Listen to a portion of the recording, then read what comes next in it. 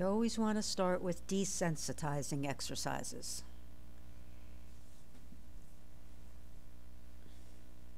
It's important that he learns straight out of the stall that he needs to stand still for when you bring him out and you're going to hook him to the cart.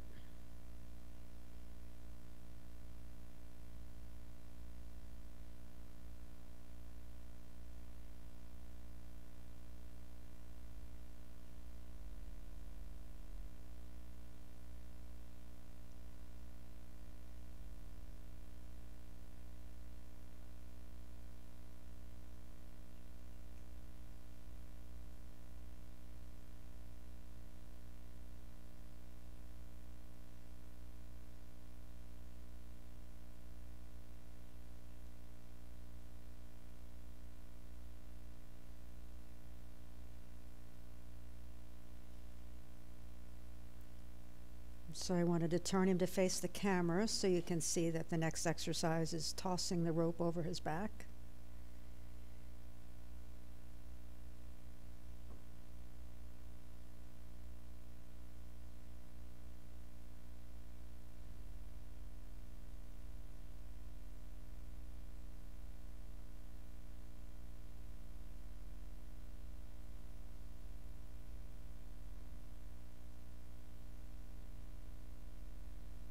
A lot of rubbing, putting my hands on him,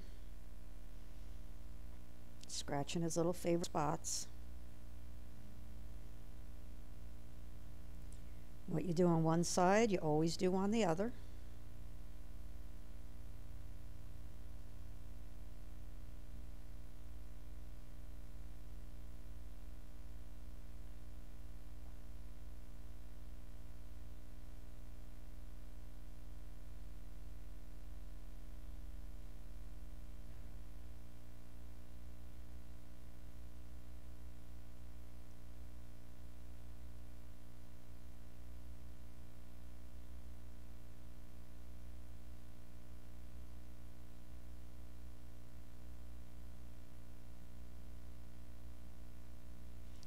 So in the beginning, when you do these desensitizing exercises, you always want to start at a very low level, low key.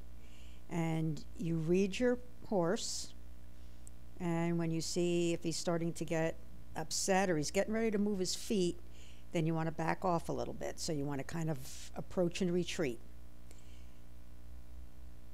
So he doesn't seem too concerned about what I'm doing here. Every day I get a little bit more aggressive with what I do. You see I'm stamping my feet because that was an issue with him. I don't know why. He didn't like anybody stomping their feet around him.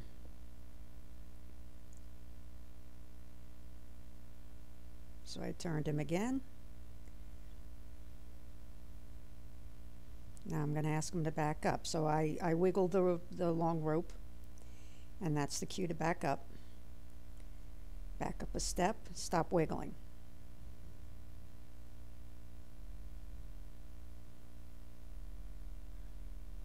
Now I'm going to ask him to walk off to the right.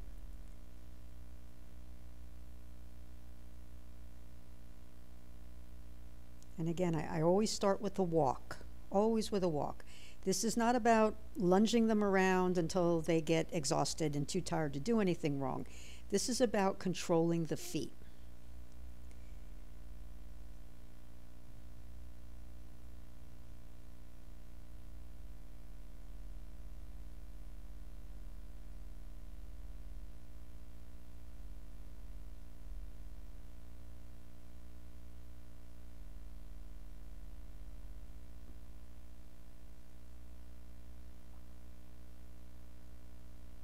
On a young horse like this, I always do about 20 minutes of groundwork before either I ride or drive. Just gets their mind focused on what we're doing. So he got a little confused there. He thought he wasn't sure what I wanted. He thought I wanted him to turn and go the other way. But no, we made a mistake. Not what I asked for. I just want you to walk to my right. I always view mistakes as a training opportunity. I got to reinforce that cue of walking off in the direction I was pointing. I also got to show him that making a mistake is not a big deal. I'm not going to punish you for it. Just going to ask you again. So he starts to trust me. He's not worried that if he makes a mistake, he's going to get in trouble. Something bad's going to happen.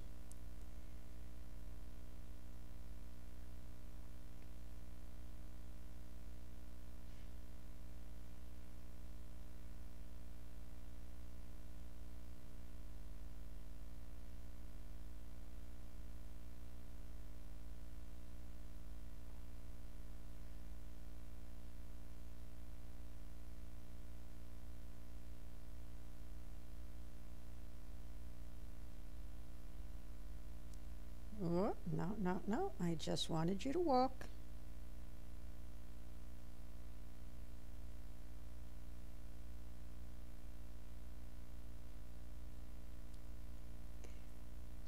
So this all translates now to when I drive him. If he gets spooked and he starts to dart forward, you know, he's learned that I bring him back. No, no, no, no. You're okay. Just walk, and he kind of understands that now. So that comes into play when I drive.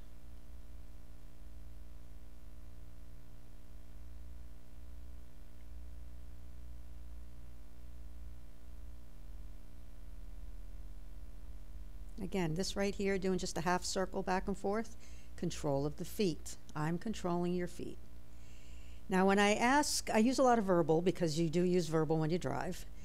So when I want them to trot, I always say the name first so that they'll flick their ears towards me and they know that a cue is coming. So I will go Minion and Trot.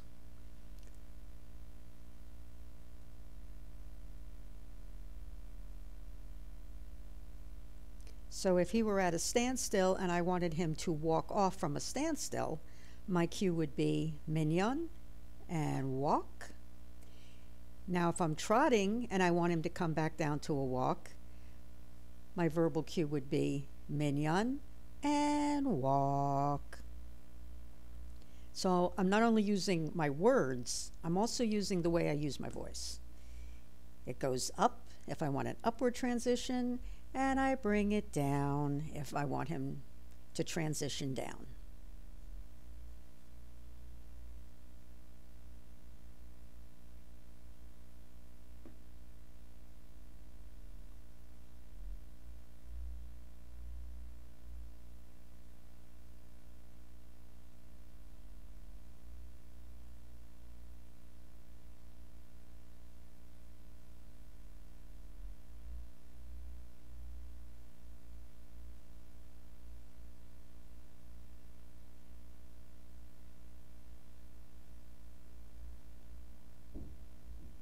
I'm also beginning to work on a lot of walk, trot, walk transitions, both on the lunge line and when I drive him. We're starting to drive big circles, and I do walk and then trot and walk and trot, so that he starts to become very responsive.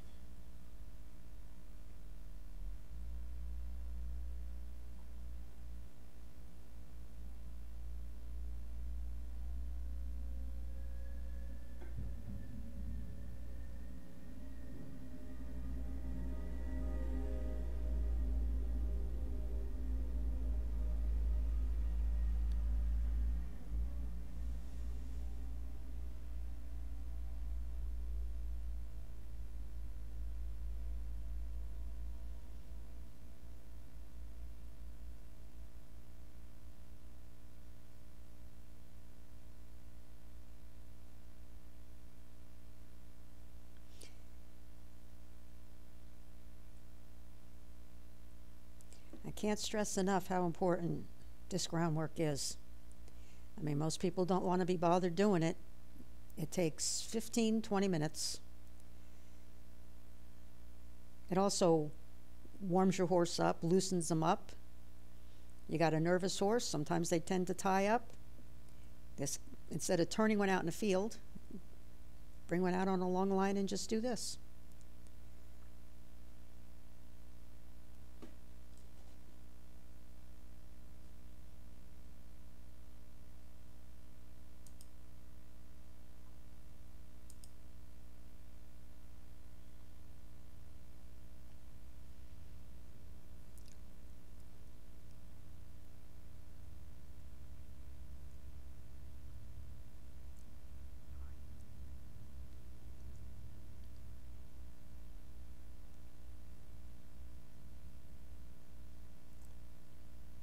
Again, I'm stomping my feet. Making noise, kicking some dead leaves around.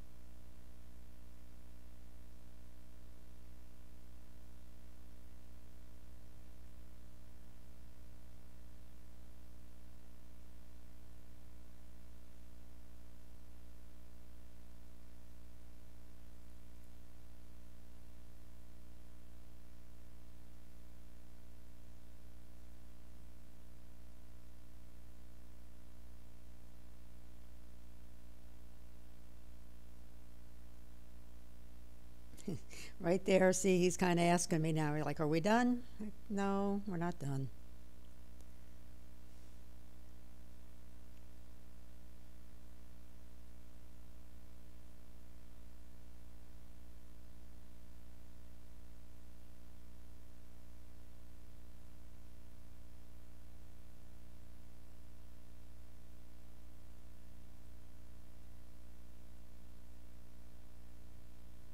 So I want him to stop and turn and face me. I focus my attention on the hip, which kind of pushes the hip away, little seesaw action, brings his head around to face me. And back to desensitizing. You always start with your desensitizing exercises and you end with your desensitizing exercises.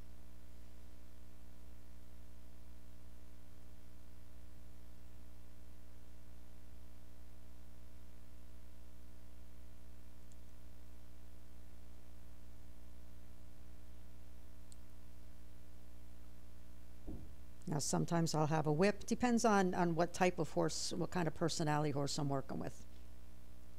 Some of them respond better to the stick and string. Some of them I have a long training whip. Some of them I have a short race whip. Once they get to this point in their training, I really don't need a whip at all. I just twirl the end of the rope. But the point of it, the thing is it's not the twirling of the rope that is their cue to go. Their cue to move is when I point and maybe, you know, give them a little chirp. Anything else that goes on, paper bag flying by, balloons, something falling over and making a crashing sound, none of that means move your feet. The only thing that means move your feet is when I verbalize Minion and whatever,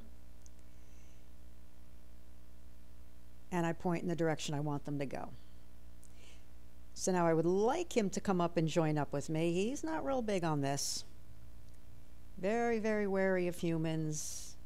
He's like, I don't know. So I would really keep working on this.